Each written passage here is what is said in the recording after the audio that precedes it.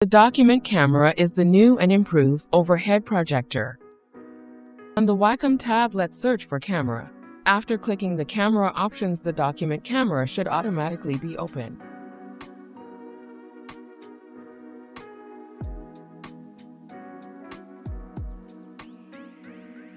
Once you have opened the camera, you have the option to zoom in and out.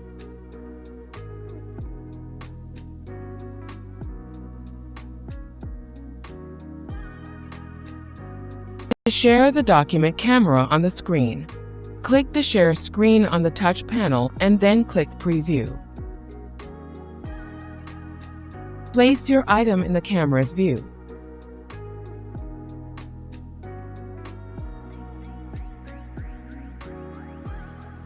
To exit the camera, click the X on the top right corner.